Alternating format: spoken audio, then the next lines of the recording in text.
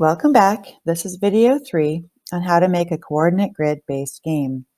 So far in the series, we've added our backdrop, we've added our 3 sprites, we've coded our player sprite to move up and down the y-axis, we've coded our danger sprite, our cat, to chase the mouse, and now it's time to code our cheese. To code our cheese is very similar to how we coded the cat. First, we're going to click on the cheese. And now we're going to go and get a forever block from our control blocks. And once again, I want the cheese to move randomly so that the mouse has to chase it. So we're going to go into our motion blocks and we're going to start in a random position. And we want it to keep moving randomly. So we're going to we're going to glide to a random position. And once again, our seconds tells us how fast the cheese will move. And finally, if on edge, we want it to bounce. The only other thing we're going to need to do is add our events block so that all this starts when we click the flag. So let's give it a try. Let's click the flag and see what happens.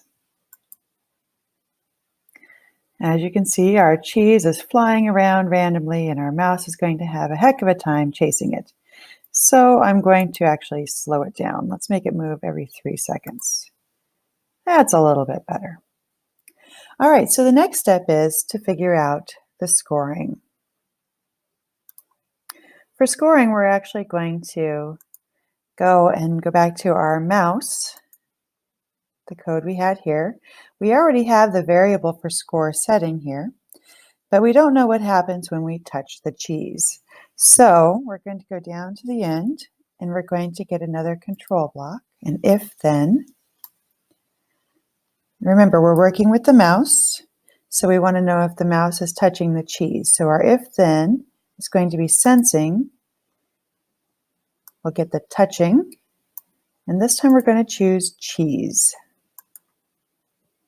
So if the mouse is touching the cheese, then what do I want to have happen? Well, I want the mouse to earn points for getting the cheese, so let's go to my variables, and let's change my score, which is already set to 0, and let's change this to score by 1. And we throw this in our forever block and let's see what happens.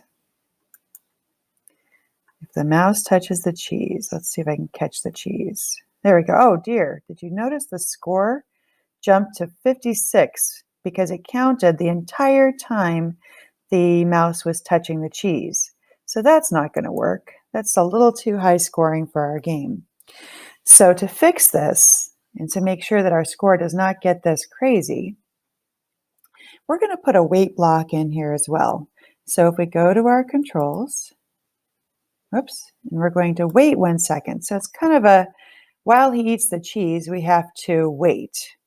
And that'll stop it from scoring the whole time he's sitting there touching the cheese. Let's see if this works. So when I press go, it should go back to 0, pointing direction 90. The score should reset to 0. Up and down arrows should work. And the score should change by 1 when I catch the cheese. Let's see if this worked. So I've got to catch that cheese again. Oh, I got it, and I couldn't move for a whole second. 2, and it's penalizing me. I can't move, so if the cat caught me during that time, I would lose points. So that works pretty well. Now we can earn points for our cheese, and if we wanted to, we could make it so that we waited less seconds. You can use decimals. Or we can get more points by changing this number. We could get more points every time we taste the cheese. So you could really have a lot of flexibility here on how high scoring and how difficult your game is by just changing these variables.